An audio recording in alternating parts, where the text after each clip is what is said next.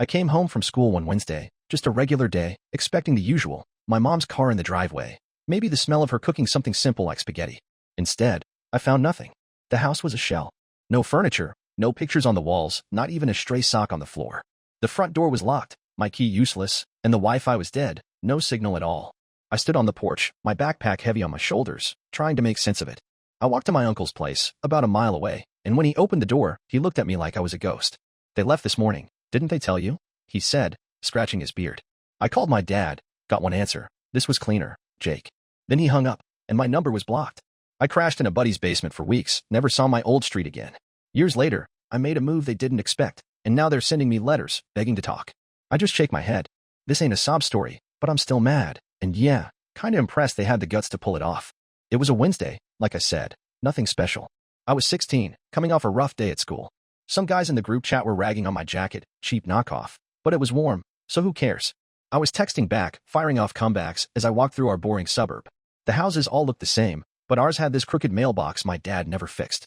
That day, I noticed the lawn was torn up, like someone drove a truck over it. Weird, but I figured Dad was messing with the neighbor again, parking his van all wrong to start a fight. I got to the gate, punched in the code, and hit the porch. The mailbox was empty, which was odd. Mom always let the junk mail pile up. I tried my key in the front door, but it wouldn't turn. I jiggled it, thinking it was stuck, but no dice. The lock was new, shiny, like someone swapped it out. I knocked hard, my bladder screaming, phone at 12%. No answer. The blinds were shut tight, not like Mom, who liked sunlight for her plants. I was getting annoyed, thinking maybe they were pulling some prank. I went around back to the shed, which was never locked. The door creaked open, and it was empty. Not just messy empty, but gone. No tools, no lawnmower, not even the old cooler we use for camping. The air smelled stale, no trace of the usual motor oil or grass clippings. I stepped inside, and my sneakers echoed on the concrete. It hit me then, something was wrong. I tried the back door to the house, locked too, and it looked new, no dents from when our dog used to scratch at it. I called Mom, no answer. Dad, straight to voicemail. My sister, Lily, 13 and probably clueless, didn't pick up either. I was more ticked off than scared, thinking this was some petty move because of last night's argument. We'd fought about my grades, money, how I was dragging the family down. I'd yelled, sure, but nothing crazy. They'd said worse. The Wi-Fi was gone, not just weak, network deleted. I couldn't check texts or social media for clues. I asked the neighbor, old Mr. Carson, who was trimming his hedges. He said he saw a moving truck at dawn, thought I was slacking for not helping. I told him I didn't know, and he just grunted and went back to his clippers. My phone was dying, so I hoofed it to Uncle Ray's, cutting through an empty lot to save time. When I got there, he opened the door, still in his work boots, and gave me that look. "They left this morning, didn't they tell you?" I said, "Nope." He sighed, leaning on the doorframe, not inviting me in. "Call your dad, Jake. He'll sort it." I tried Dad again, and he picked up once. "This was cleaner, Jake," he said, voice cold. Then click. I called back, blocked. Mom, same deal. Lily, no response. Ray wouldn't let me stay, said it wasn't his place to get involved. I sat on his steps till dark, then walked to my friend Cody's. His mom let me crash in their basement. That's where it started. Cody's basement was a lifeline, but it wasn't home. It was damp, smelled like mildew, and had this old couch that sagged in the middle. His mom, Mrs. Larson, was kind enough, but I could tell she wasn't thrilled about me being there. She'd give me these tight smiles, like she was counting the days till I'd leave. Cody was a good guy, always sneaking me leftovers, but his dad was another story. He'd stomp down the stairs, muttering about extra mouths to feed, and I'd pretend I didn't hear. I stayed for 3 weeks, sleeping on that couch, my stuff crammed in a duffel bag. Every morning, I'd check my phone, hoping for a text from Mom, Dad, or Lily. Nothing. I sent messages, got no replies, and saw Lily posting online about her new bedroom, all pink and sparkly, in a house I didn't recognize. It stung, like they'd erased me and started over.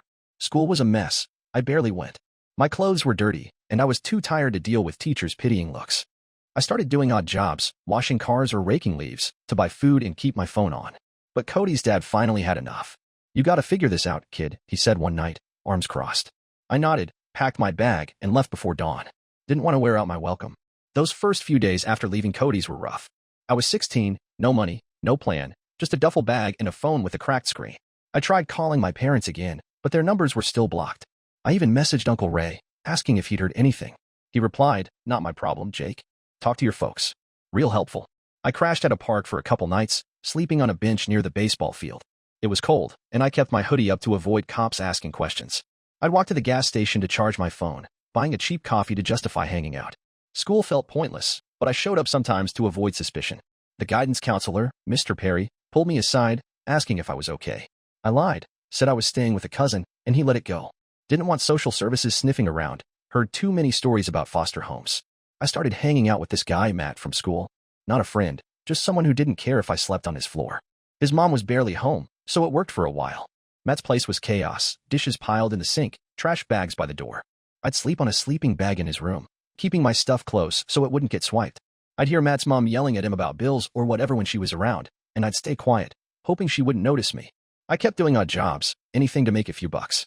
I'd mow lawns, clean gutters, even helped a guy move boxes for $20. Every dollar went of food or my phone bill. I stopped checking my family's social media after I saw Dad post a photo of him, Mom, and Lily at some lake, all smiling, with a caption about new beginnings. It was like a punch to the gut. They had a new dog, too, some fluffy thing I'd never met. I blocked them after that. Didn't need to see their happy new life without me. I started feeling like I was the problem, like they left because I was too much, too mouthy, too stubborn. We'd fought a lot, sure, but I wasn't a criminal. Just a kid who didn't always shut up when they wanted. One night, I was at Matt's eating a gas station burrito when his mom came home early. She saw me, sighed, and said, "Jake, you can't keep crashing here. I got enough problems." I didn't argue, grabbed my duffel and walked out. It was late, and I ended up at the park again, sitting under a streetlight, scrolling my phone till it died. I kept thinking about what Dad said. This was cleaner. Cleaner for who? Not me. I was angry, but I wasn't going to beg them to take me back. I started keeping a list on my phone. Every fight. Every time they blamed me for their stress. Every time they used my name for something sketchy, like when Dad made me sign some tax form at 14. I didn't know what it was, just did it. Now I was wondering what else they'd done with my name. I wasn't just going to survive. I was going to make sure they didn't forget me. I didn't know how yet, but I was done being invisible. That's when I started planning, not just to get by, but to hit back. After Matt's mom kicked me out, I was back to square one, but I wasn't going to let it break me. I was 16, tired, and pissed, but I kept moving. I found a spot at a community center where I could store my duffel in a locker for a couple bucks a month. Kept my clothes and phone charger safe, at least. I'd sleep wherever I could, park benches, bus stops, or sometimes the all-night diner if I had enough for a coffee. I'd sit in a booth, nursing it till dawn, pretending to read the menu. School was barely on my radar. I'd show up just enough to keep the truancy officer off my back. My grades tanked, but I didn't care. I was too busy trying to eat. I hustled harder, taking any job I could find, shoveling snow, painting fences, hauling junk from garages. Cash in hand, no questions asked. Every dollar went to food, a cheap prepaid phone plan, or saving for something better than a park bench. I stopped hoping my family would come back. They'd made their choice, and I was done waiting for apologies that had never come. One day, I was at the diner, counting change for a burger, when I got a weird letter forwarded from my old address. It was a bill, not junk mail, with my name on it, tied to some cable service I'd never signed up for. I stared at it, confused, then remembered Dad asking for my social security number years ago, saying it was for family stuff. I was 13, didn't think twice. Now it clicked. They'd used my name for their new life. I checked my phone, found another email about a late payment for a utility account, also in my name, from an address I'd never lived at. I was furious. They didn't just ditch me. They were building their fresh start on my identity. I tried calling the cable company, but they wouldn't talk to me without proof I didn't open the account. "Get your parents to verify," the lady said. I laughed and hung up. I started digging online, learning how to pull a credit report. It wasn't easy with no stable address, but I used the library's computer. Sure enough, there were accounts I didn't recognize, all linked to my parents' new town. I started piecing it together. My folks, Greg and Susan, had moved somewhere upstate, probably to a bigger house, judging by Lily's social media. She'd posted a photo of a fancy porch with string lights, caption, "Loving our new vibe." No mention of me, like I was never part of the family. I blocked her after that, but not before I saw Mom's comment. "So proud of our reset." Reset. That word burned. I wasn't just a kid they left behind. I was baggage they dumped to make their lives shinier. I kept every letter, every email, saving them in a folder on my phone. I wasn't sure what I'd do with them, but I wasn't gonna let it slide. I started thinking about how to fight back, not with fists or yelling, but with proof. I'd make sure every bill, every account they'd pinned on me, came back to haunt them. I wasn't just surviving anymore. I was building a plan. I'd show them you can't erase someone and expect them to stay gone. One night, I was crashing at a bus station, bundled in my hoodie, when I overheard a guy talking about identity theft. He was loud, complaining about how his ex used his name for a loan. It got me thinking. I needed to protect myself, not just react. I started researching at the library, reading about fraud alerts, credit freezes, anything to lock down my info. It was slow, frustrating work, but I filed a fraud report with one of the credit bureaus. Took weeks, but one account got flagged as disputed. It wasn't much, but it felt like a win. I heard through a cousin, Emma, that my parents were having money troubles. She texted me, saying Mom was stressed about some unexpected bills. I didn't reply, but I smiled. Good. Let them feel the squeeze. I wasn't going to let them rewrite their story without me in it. I was still here, and I was going to make sure they knew it, one disputed bill at a time. I was 17 now, still hustling, but I'd found a rhythm. I rented a tiny room in a boarding house, sharing it with a guy who worked nights and barely spoke. It was cramped, with peeling wallpaper and a mattress that creaked, but it was mine. Paid cash, no lease, no questions. I'd saved enough from odd jobs, cleaning yards, moving furniture, whatever paid to cover rent and keep my phone on. School was a distant memory. I dropped out after too many skip days. Nobody cared enough to chase me down. My focus was on the accounts my parents had opened in my name. I'd gotten one credit card debt disputed, but the big ones, like the utility bill, were stubborn. I spent hours at the library, using their computers to send letters and make calls. One company finally agreed to transfer the debt back to my parents after I proved I'd never lived at their new address. Used old school records and a receipt from a job I'd done across town. Felt like a small victory, but I knew it was just the start. I started hearing whispers about my family through Emma, my cousin. She'd text me updates, not because she cared, but because she loved gossip. Said mom and dad were fighting over money, something about a loan they couldn't get. Their new house, the one with the fancy porch, was eating them alive. I didn't respond, but I kept every text, adding it to my folder of evidence. I wasn't just fighting for me anymore. I wanted them to feel what it's like when your plans fall apart. I remembered how they'd blame me for everything, mom saying I was too defiant, dad calling me a burden when I asked for new shoes. They'd use my name to dodge their own debts, thinking I'd never figure it out. But I was figuring it out, piece by piece. I got a fraud alert on my credit, making it harder for anyone to open accounts in my name. Took weeks of paperwork, but it was worth it. Every step felt like taking back a piece of myself.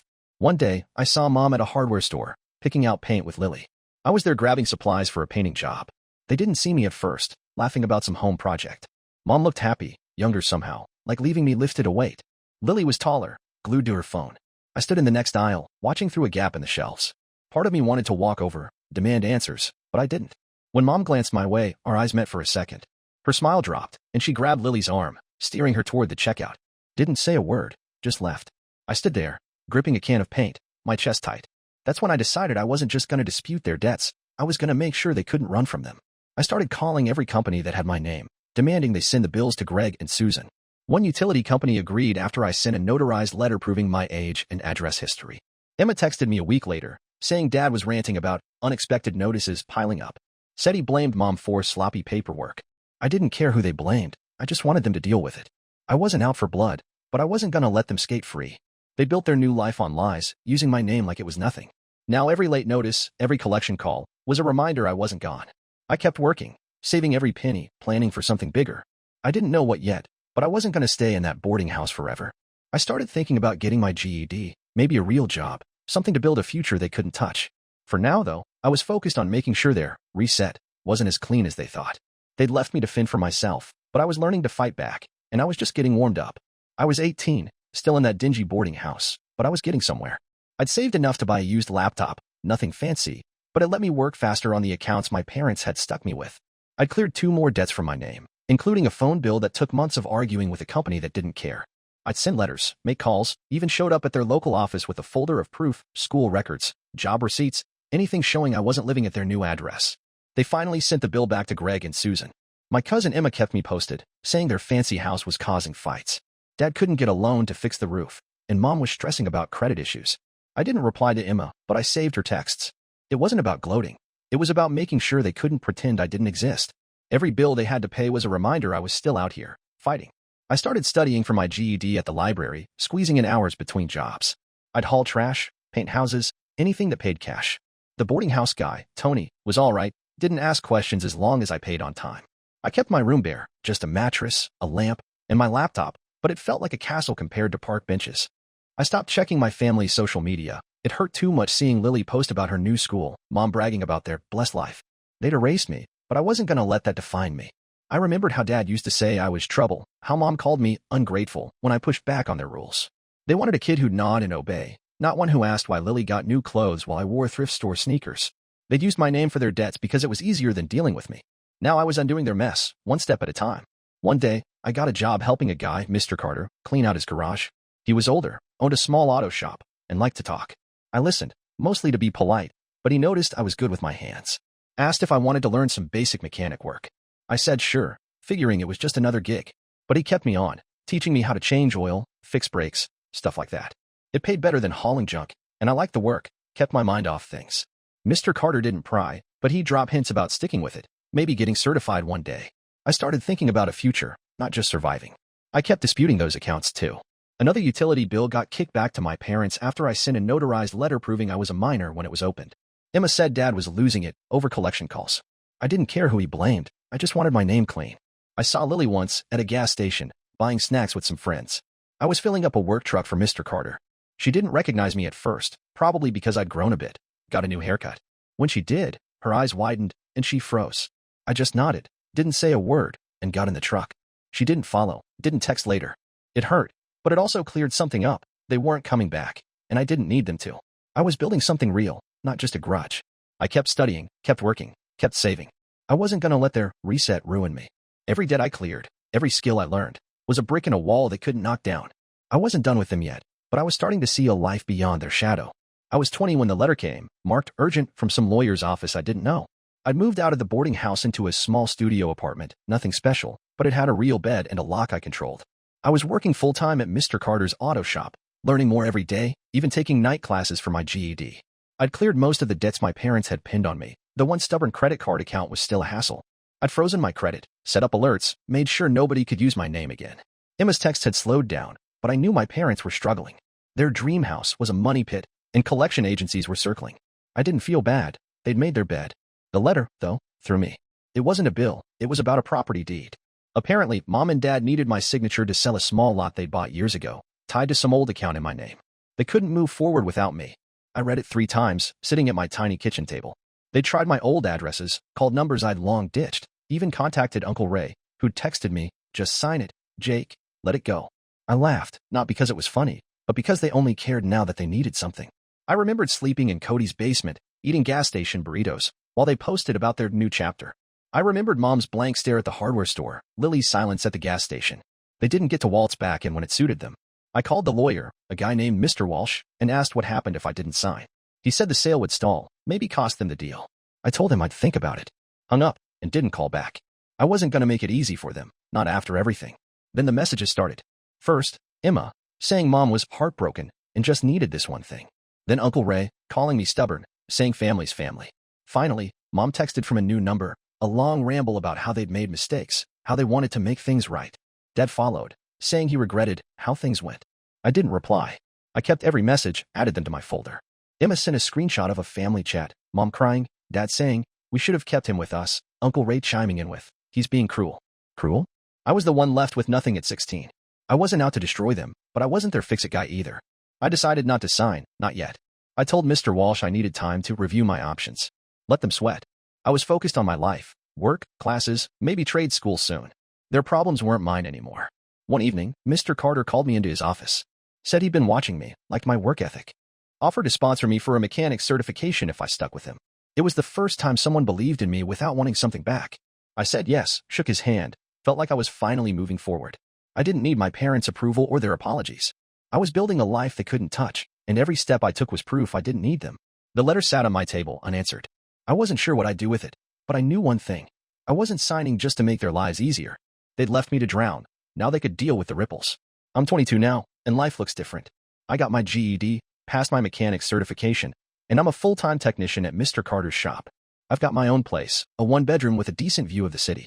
It's not much, but it's mine, paid for with my own money. I cleared the last of my parents' debts from my name last year, after a long fight with that credit card company. I sent them every piece of proof I had, even hired a cheap lawyer to make it stick.